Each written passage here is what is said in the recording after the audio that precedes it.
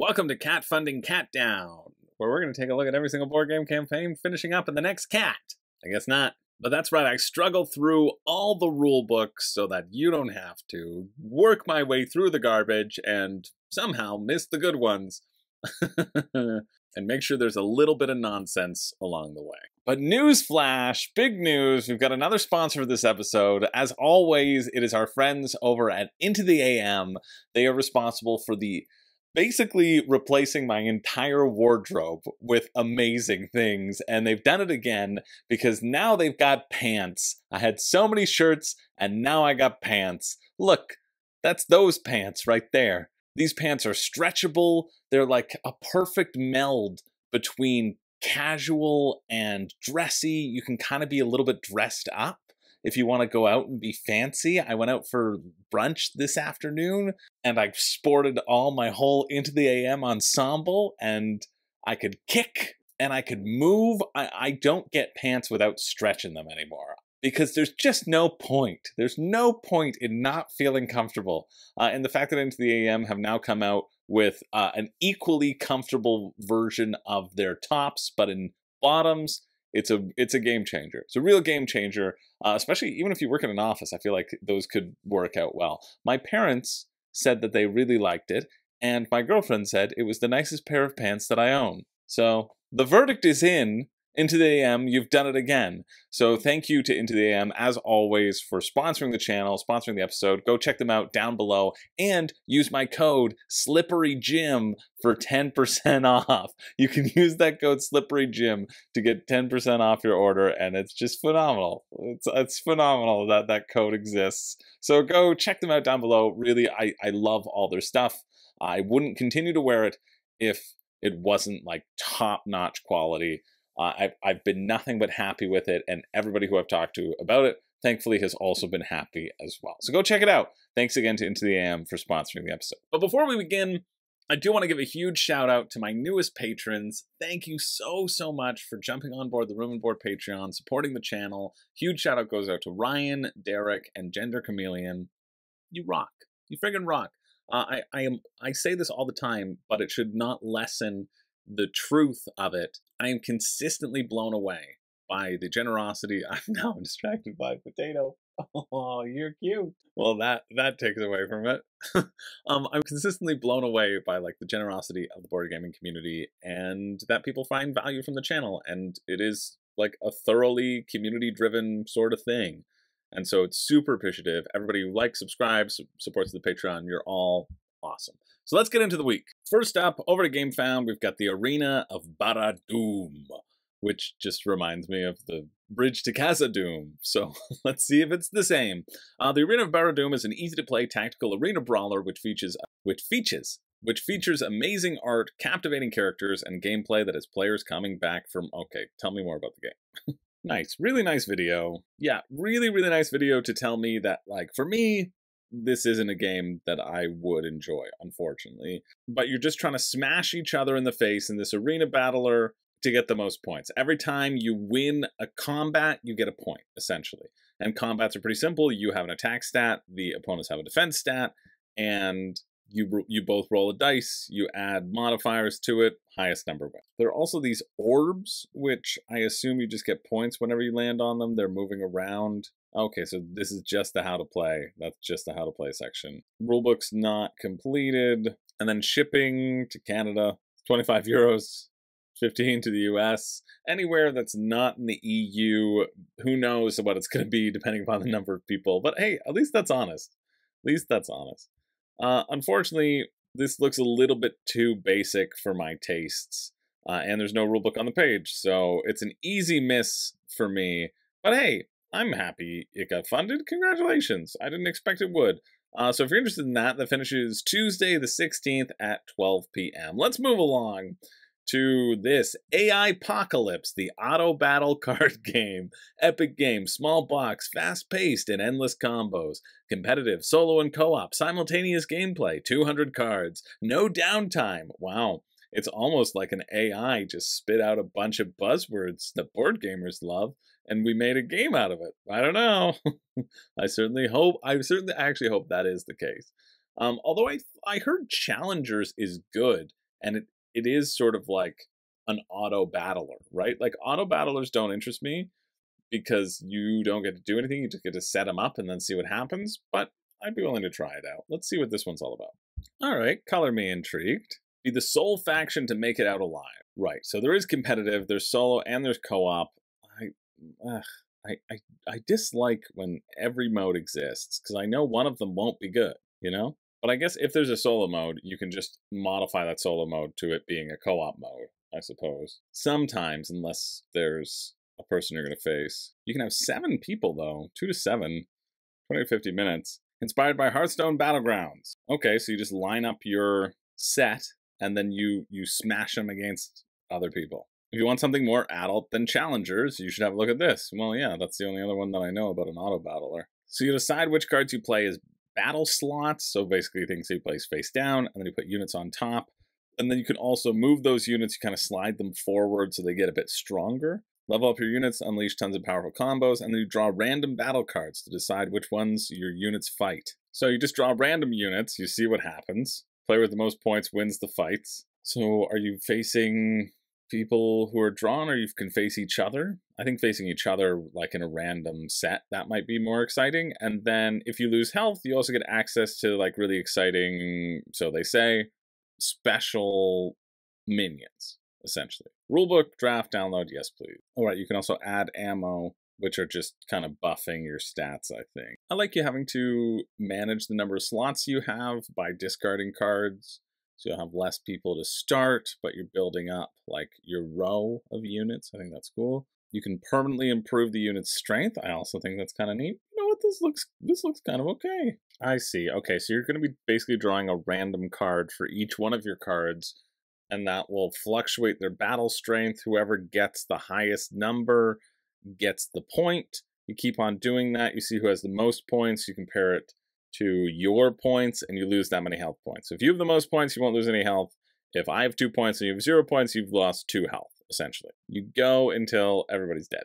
I'm intrigued by this. I mean, it's sitting at €27. That's 40 Canadian. That doesn't feel horrible. I mean, then there's shipping, of course, so it soon will feel horrible for me. Yeah, €25, so basically doubles it. It's like $80 game for me, right? No. But if you're in Germany, €8, that's pretty good. Or in most places of the EU, 12 to 14, US is €19. I think maybe for our European friends, yeah, it doesn't seem that bad. It seems like it could hit.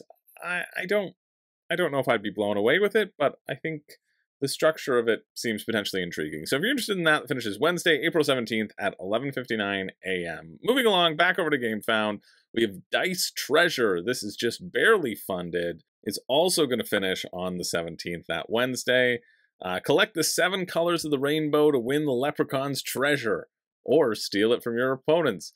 There's one thing that I love in this life, it's stealing leprechaun treasure. Guilty.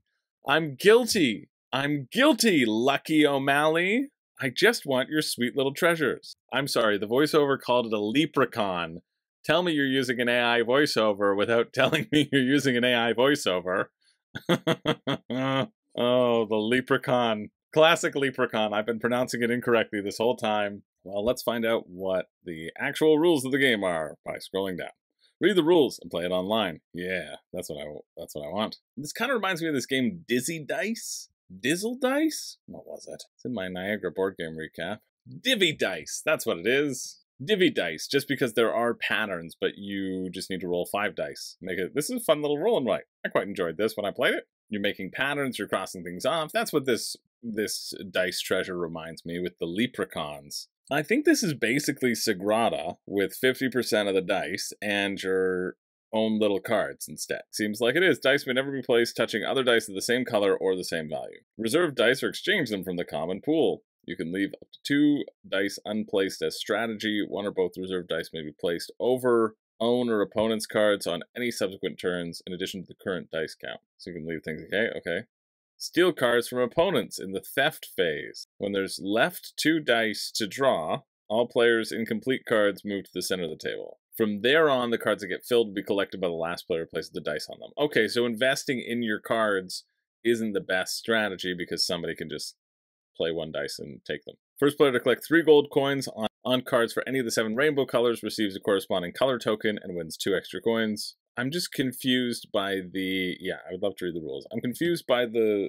Who takes what? It says it's a dice drafting, but in the video it showed somebody picking 2 in a row, which is what's thrown me. So it seems like everybody is doing this at the same time. In a 2-player game, rounds are played over 6 turns per player, with each one starting by drawing 6 dice from the bag. Okay.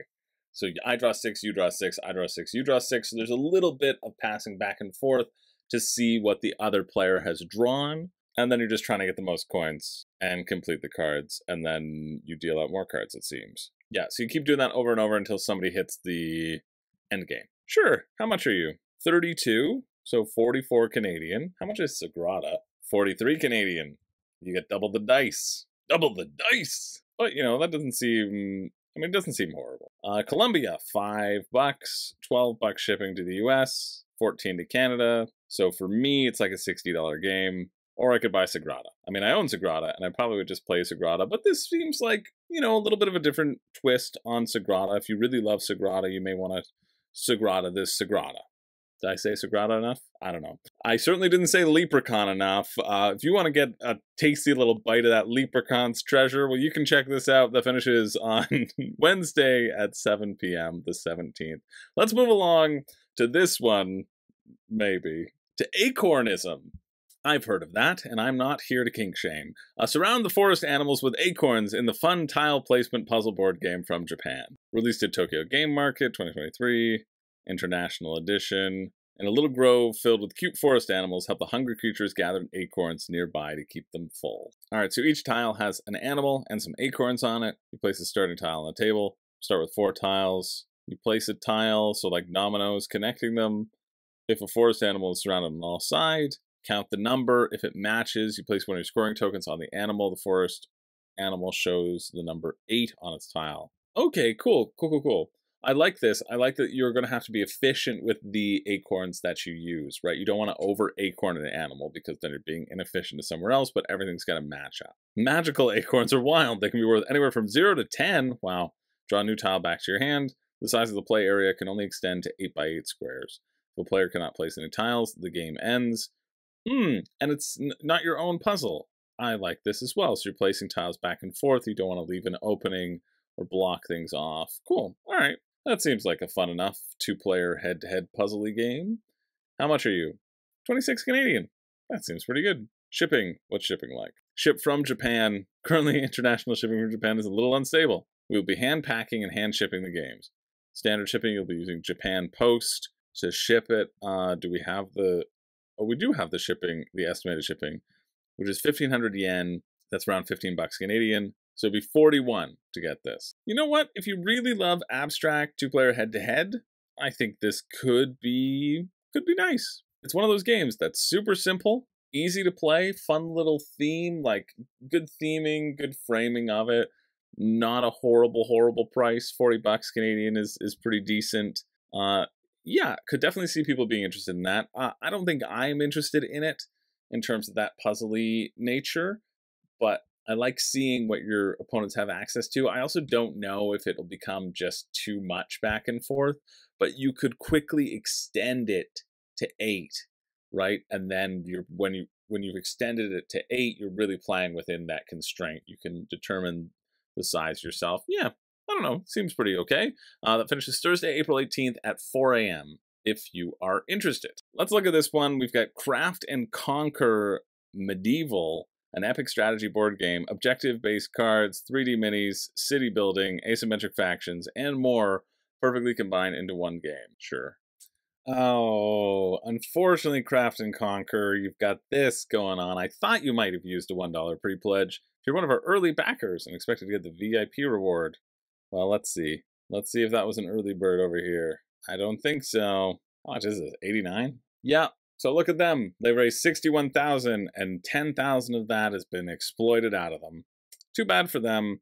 We don't get to talk about this game. I'm just bringing it up so that if you want to vote with your wallet, you can. Good for me. I don't have to read the rulebook. And I never have to think about it again because there are too many great modular board games out there that don't do this practice. Oops, I was in the wrong tab. You see? VIP backer, if you're one of our early backers expecting to get the VIP rewards, Heroes Mini Expansion, rest assured you're all set. Your reward will be added to the pledge after the campaign ends. We'll send emails to confirm if your email differs from the ones you used when you became a VIP. Yep, thought that might be you. But hey, don't worry. I'll leave the link down below if you want to check it out. Let's move on to this one, SpyOuts. I probably won't like this one, but I'll certainly like it more than Craft and Conquer. This is a fun, quick card game by Fam Bam Games. Your mission, outsmart your rivals and put your spy skills to the test. Can you decode your codes faster than your fellow spies? I don't know. Can you? Yeah, it doesn't look horrible. I mean, what does look horrible is any card that has the words Fart Frenzy on it. And yet still, this looks better than Craft and Conquer Medieval. How does that make you feel, Craft and Conquer Medieval? That Fart Frenzy, a game that includes the words Fart Frenzy as a card, is getting definitely more of a recommendation from a majority of people than your game. That's really gotta hurt. Really gotta hurt. This one seems okay. You're gonna have 3 code cards. You need to get the numbers that correspond with them and play them onto the cards. There's gonna be 3 face-up cards in the middle, and you're gonna have action cards. If an action card comes up in the middle, you need to slap it, just like I'd like to slap certain people behind certain tactics. Then you get to put that action card in your hand, and you can use it later. How much are you? Be cheap. 20 bucks. Good. That's about how much I was hoping. You know, or expecting, I should say. And then shipping to the US, $5. Yeah, that's not bad if you're in the US. 15 to Canada makes it like a $50 game, which is an absolute non-starter for me. But if you're in the US, maybe it's 25, maybe you're interested. Seems, quick. That finishes Thursday, April 18th at 11 a.m. Moving along, we've got Roll With It, Modern Series. This isn't your archaic Renaissance series. Now we're in the modern age. The second series of modules for the Roll With It system, a roll and write solitaire adventure, print and play format. I mean, we're going to look at it. Well, that tells me nothing. Are you going to tell me anything? Or are we cutting this section? Probably cutting this section. Think you're to read the rulebook. Okay, maybe not. You got a rulebook. I got some eyes, so seems like a match made in heaven. 120 story cards. Wow. Entire adventure module consists of multiple chapters or sections. You can have 4 movement, 1 attack, 1 jumping, interacting with objects before each story, and then there's going to be random events that happen to you. That's kind of what it looks like. You can print it and play it for $6, which with a whole bunch of cards, that's not bad. Is there an actual... Nope, there's no way, there's no printed thing that would ever be sent your way if you're into print and plays. It feels like a lot of roll and move to me with that little module, but still. Maybe that's your thing. That's Thursday, April 18th at 12 p.m. We're going to keep moving to Super Trains. Take that, Cars and Cars 2. Move over, Lightning McQueen. We've got Super Trains here. Superhero trains defending a robot city. All right, it's an easy-to-learn train game for 2 to 5 conductors age 7+. And they're defending a robot city instead of just running in a little race or whatever they had to do in Cars. I assume it was about a race because it was about cars, and that's, well, cars that they drive. Super Trains save Robot City. Cars, they're pathetic. They just drive. All right, this theme is the bop. Blaze. Yeah, fix it up fast, Enzo. Come on. Trains are on the way. Super trains are on the way. It was everything we needed. Yeah, bring it back. Bring it back. I guess it wasn't brought back for you, but it was brought back for me. So there you go. Super trains, they're on the way. I mean, I know this isn't gonna live up to its song. Like, I know this, okay? The evil semi-truck Roller is tormenting the wonderful robot citizens of the city. You have to save Gearland by delivering gears and passengers to specific locations, upgrading your train, unlocking superpowers, solving emergencies, and battling Roller. Once the final emergency has been resolved, the super train that's collected the most stars during their journey is the winner. So it's a little sandbox game where you can be one of these super trains. Sunny the steam train, he can build for days. Yeah, I've heard that about Sunny. I haven't witnessed it myself, but, you know, it's always... News travels fast in Gearland. Enzo, the electric train, will fix you up fast. Yeah, he'll get the job done quick. Diesel, the diesel train. Oh, Deacon the diesel train. He's one powerful dude. I would prefer if it was Diesel the diesel train, but, you know, Blaze the bullet train, she'll get there in a flash. You know Blaze is known for that. And Millie the maglev train, she doesn't lack for brains. I think they were just going for the rhyme there. Well, Millie's the smart one. I mean, they're all sentient trains, so I think we can assume that they're all pretty smart, but Millie's on another level, you know? From the same team behind Quest Kids. Start training and no train. Is it train? That was supposed to be Crowdfunding Countdown, but I don't know how any of you would have put that together. And if you did, well, you're one of the special ones. Yes, you are. Zoom around Gearland City. Okay, I need a rulebook, or at least how to play. Your turn begins by rolling the gear location and roller dice. You generate magical gears, which gears generate on all players' board. Okay, cool. You're trying to avoid roll R, because even though you're a superhero, you're like, nah. You're just trying to deliver passengers and cargo. You're getting these gears, you're spending them to solve emergencies and upgrade yourself, right? Rulebook, yeah. Each player chooses a super train, takes their train miniature, their train board, their star caboose. That's what people say about me, and their super gears. That's what construction workers scream at me as I'm walking down the street. And you know what? Sometimes it feels nice. Sometimes it's nice to hear. So the crux of this game is going to be getting these gear generators and then hoping that those colors come up and then spending those gears on stuff. And also throwing in some pick up and deliver for some passengers, but getting the gears to the specific places as well. Seems all right. I mean, it seems incredible because of the song. So, worth every penny, I think. Unfortunately, it does seem more geared to kids, and I do not have children. The reason being is because they're sticky, and I don't sleeve my cards, so there's no way around it. Shipping's going to be $15-ish to the US, $25 to Canada, right? This isn't a $100 game for me, but maybe it's an $85 game for you. That finishes Thursday, April 18th at 9:33 p.m. Let's move along to something whose funding goal feels very fake. And that's TRAILBLAZE, Women Beyond Expectations, a feminist board game for 2 to 4 players with stunning illustrations and a tribute to all the heroines who shaped the world. It's just 66 divided by 7,600, or the other way around, rather. It's $115 average spent on what looks to be like a card game. I don't buy that. Okay, what's the actual game? It's a tribute. It's more than a game. It's a tribute to the heroines who've changed the world. Okay, but it still needs to be a good game, though. Each card features the inspiring achievements of a female trailblazer. Cool. Love that. Great. The tiles are crafted in Vienna.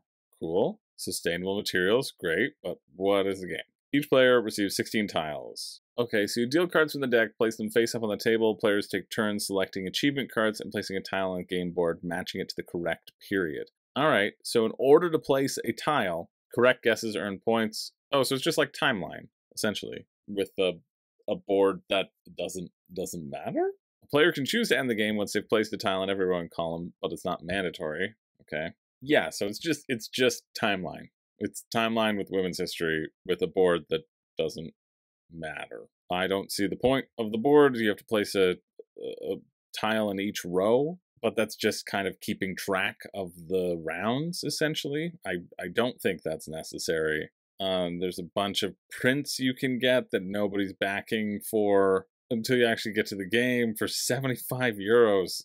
Oh, God. No. Sorry. I think you can get a lot of this in games like Through the Ages and games like Timeline, and they actually give you something that's a bit interesting.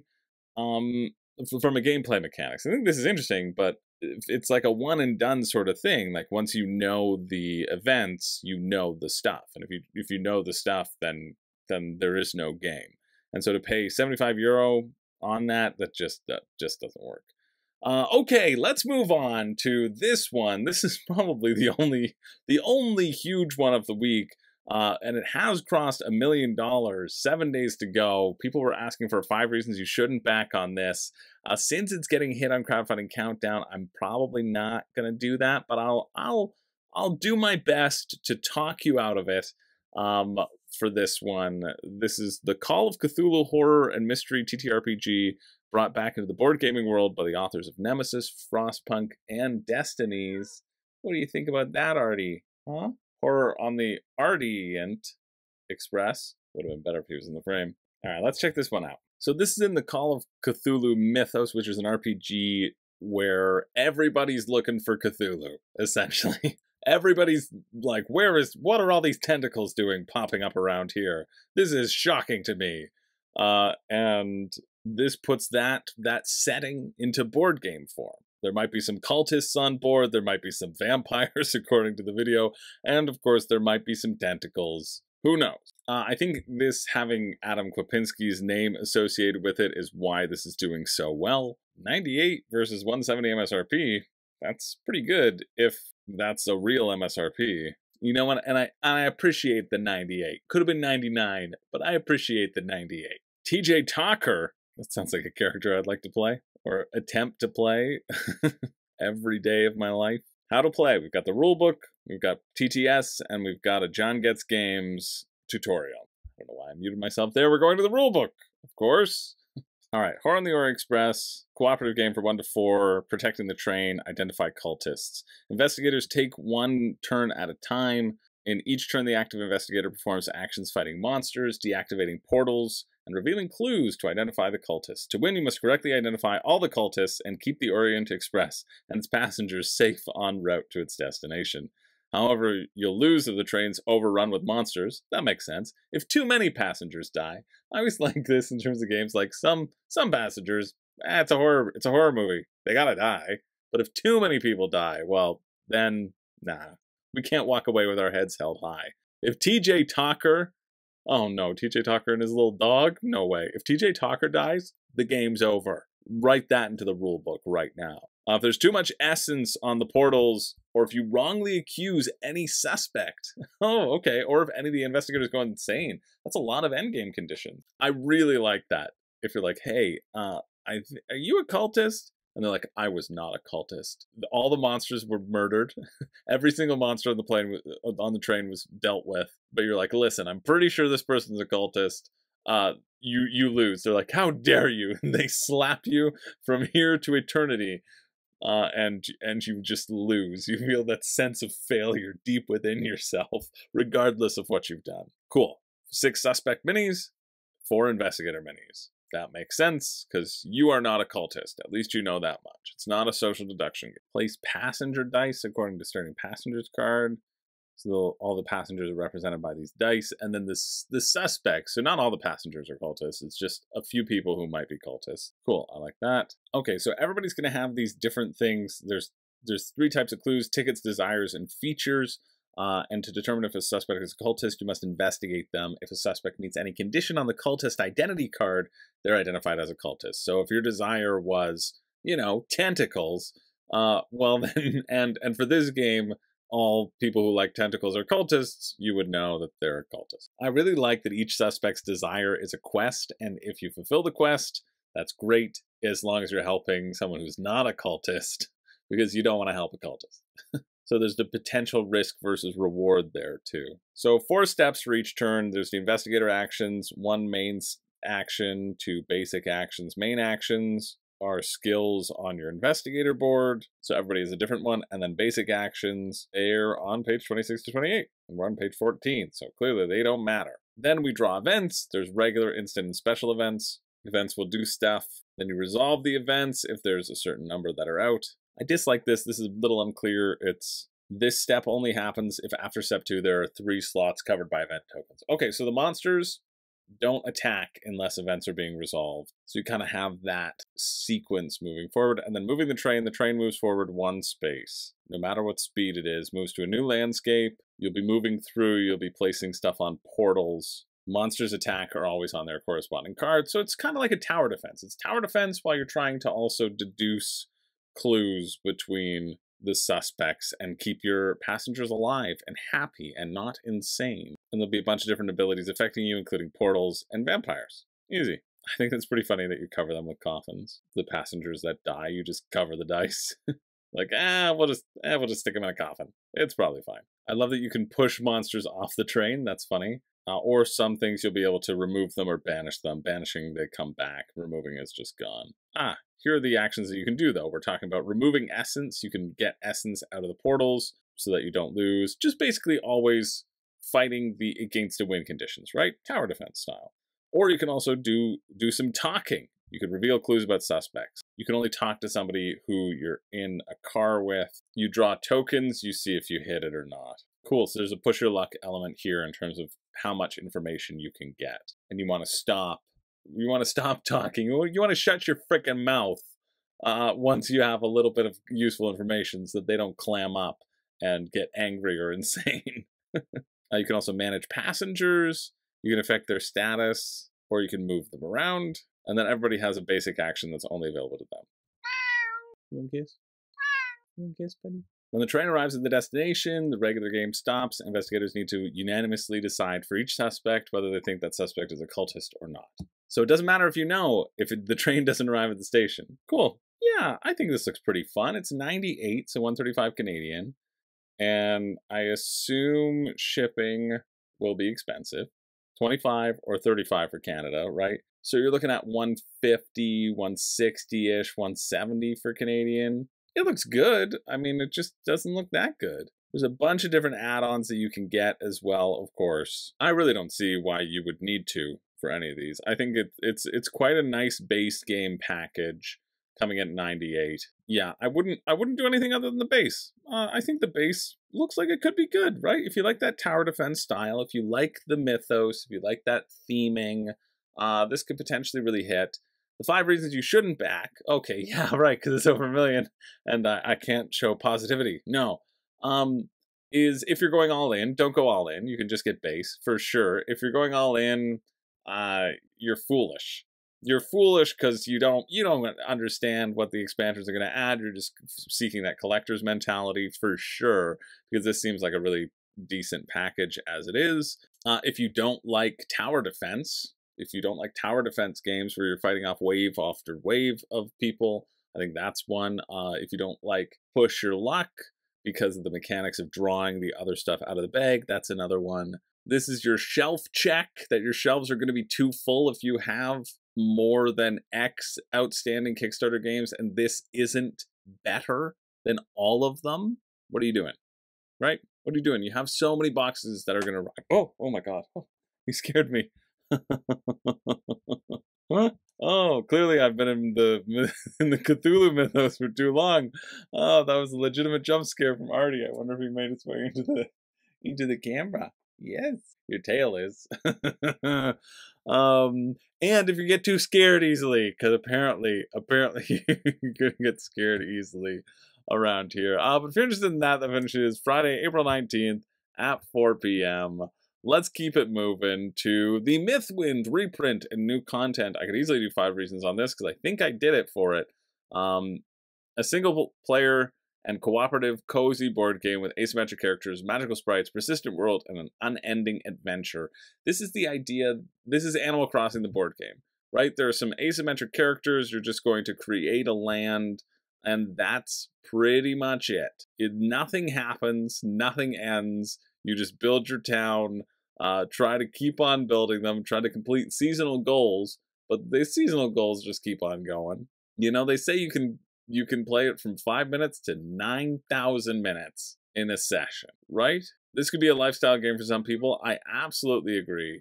I think it is absolutely not a lifestyle game for me, but you can see there are 2,000 people who are enjoying this game, right? I think if it is your style, it has proven itself to be pretty decent. The asymmetry I thought looked fun, looked kind of specific and fun. I just want a heading, you know? I don't want to just be aimless. I want to have a goal.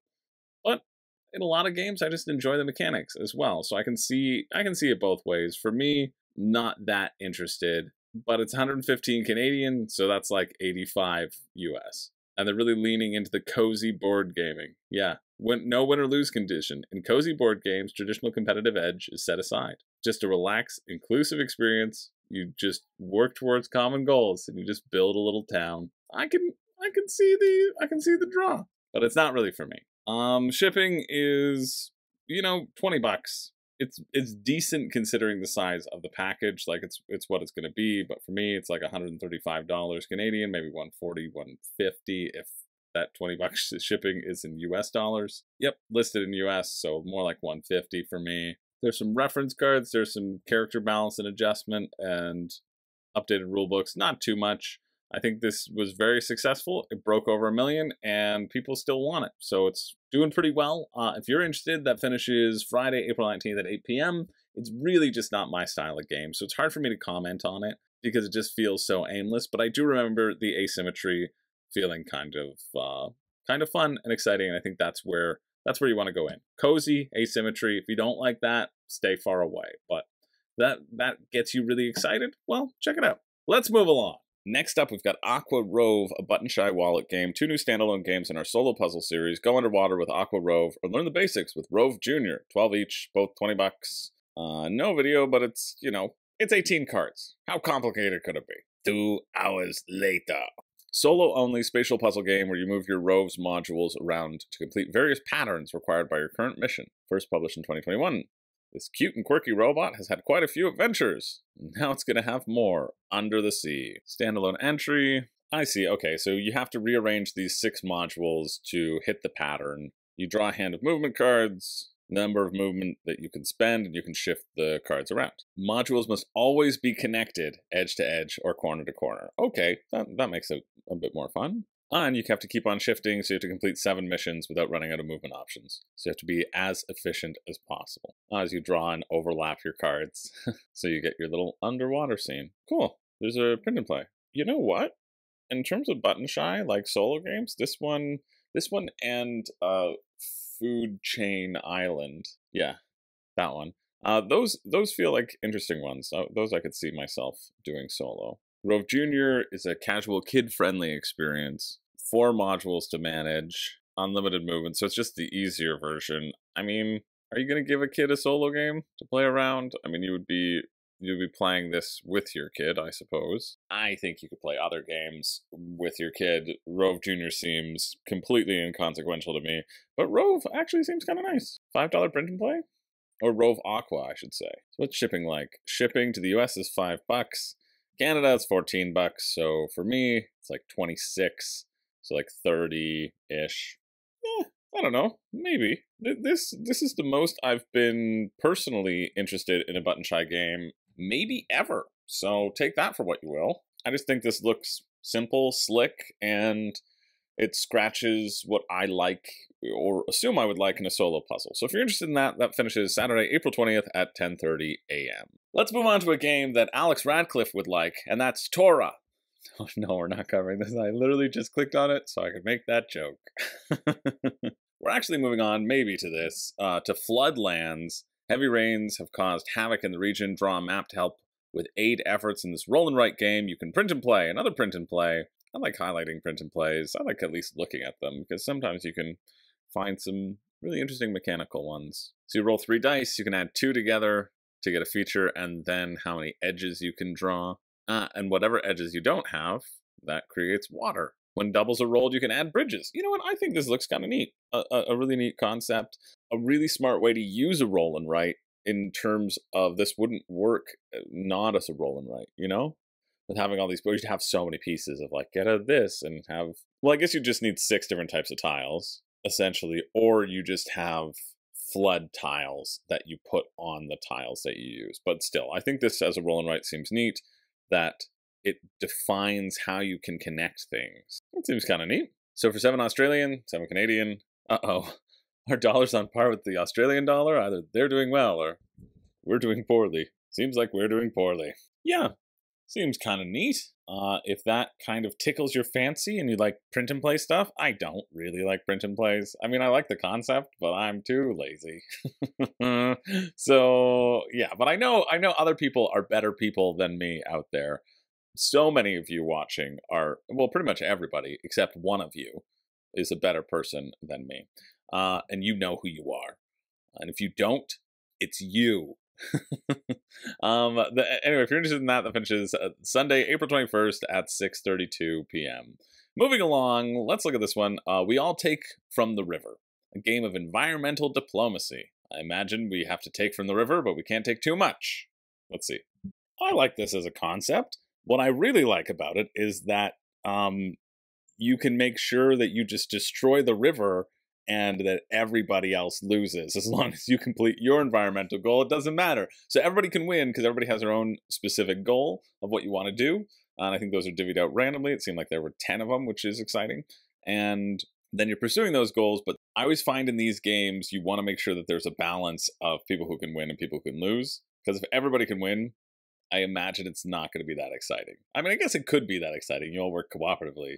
But I think it is funnier to just destroy the river completely because you want trees to be planted and you don't care what happens, right? I think that sort of give and take can be potentially pretty funny, and I hope that's what it gives. Yeah, 10 roles available. Oh yeah, play follows the river water, so you can build up top and you get less resources, or you can build down below and you get more resources, but you go later, and people can, just throw bags of garbage at you downstream. I hope. Play alone or as a pair to stockpile food, build the city without leaving any pollution behind. Oh, each player has a hidden role. Cool. They can say what they want about their role. Oh, so you don't know. Nice. I like that a lot. You're like, listen, I'm the gardener. I'm making all these plots of land. And then you're actually the grocer. I feel like I'm potentially putting on way too much that could happen in this game. But I hope, I see the framework.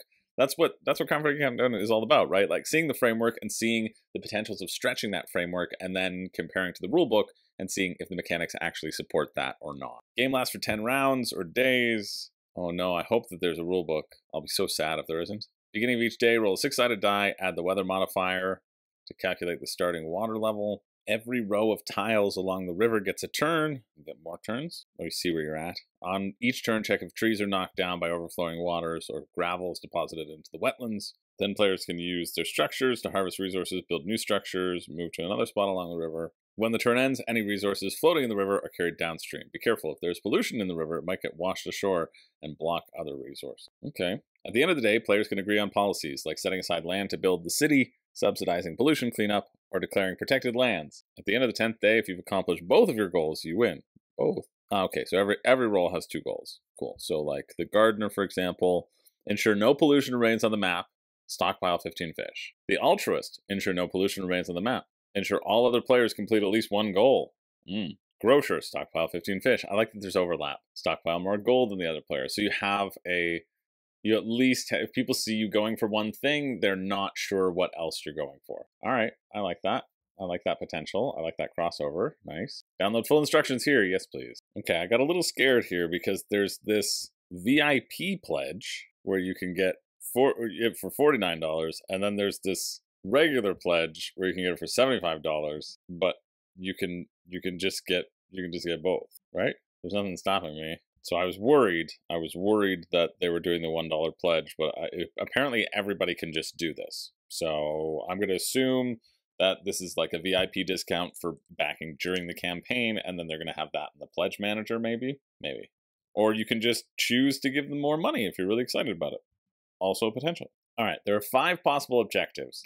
There are 10 roles that all interact with each other. Have more gold than any other player is the only one that has like direct conflict, although stockpile 15 fish also has potentially some of that direct conflict. Okay, each tile has a number on it that you need that for the elevation. All right, you can do player actions then. Fish, they repopulate if there's more fish, but if you took out all the fish, then there's no more fish. If you have a structure on the current row, that structure can take action. They don't need to use all available actions for the structure. The possible actions are harvest, gathering resources from the map. You can also remove pollution instead. Next is build, add structures on the map. Camps can build anything. Excavators can only build canals. And yes, that's the correct pronunciation. You need fish in order to build. And then you can move. You can move your structure to a new tile. But you can't move and then take actions the next time. So you are delayed a little bit. How does pollution get created? Let's see. Ending the day. Okay.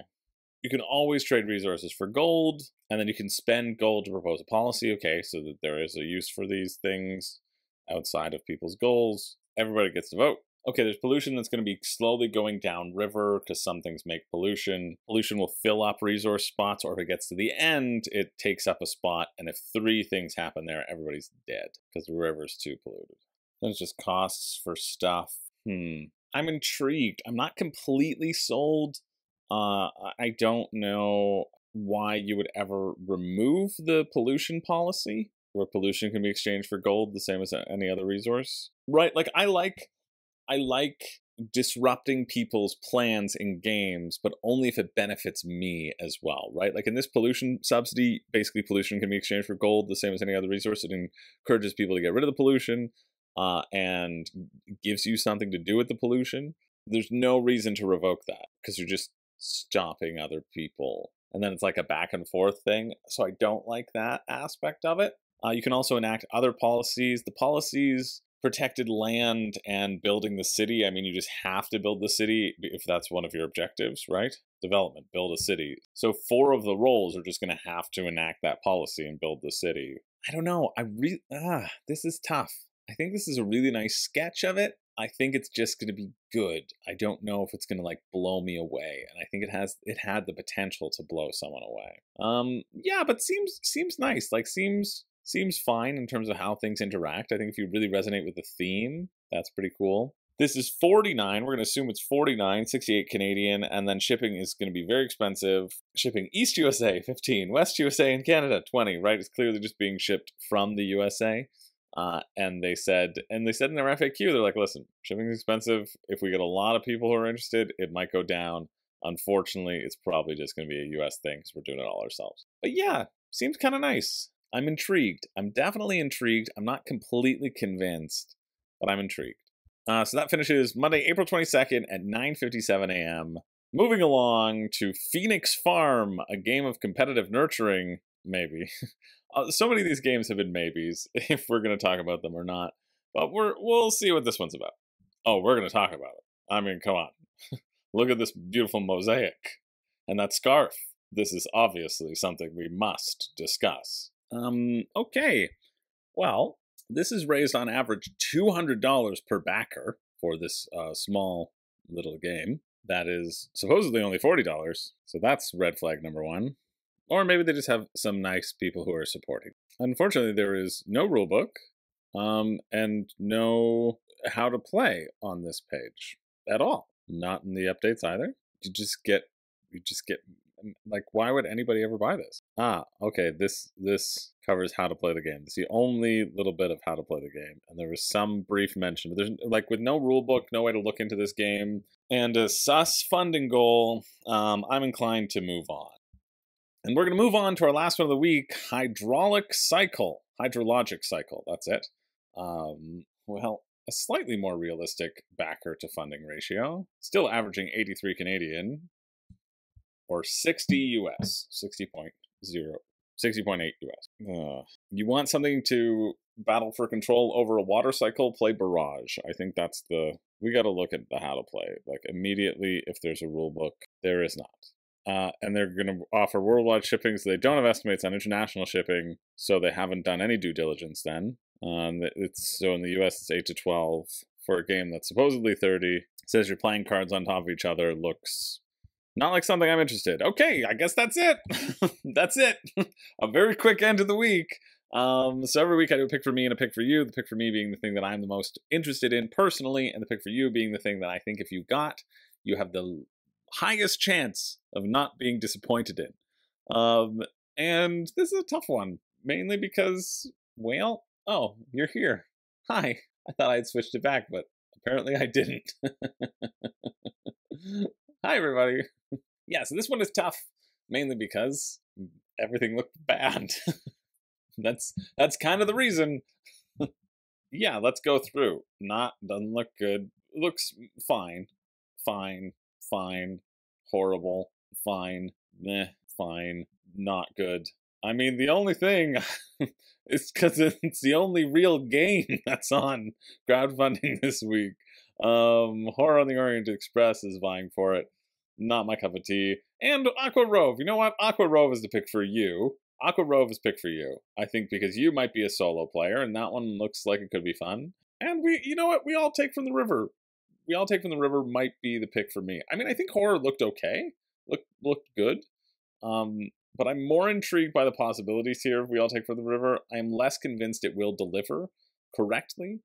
But yeah, let's have those as the picks. And Horror on the Orient Express, I know it looks okay.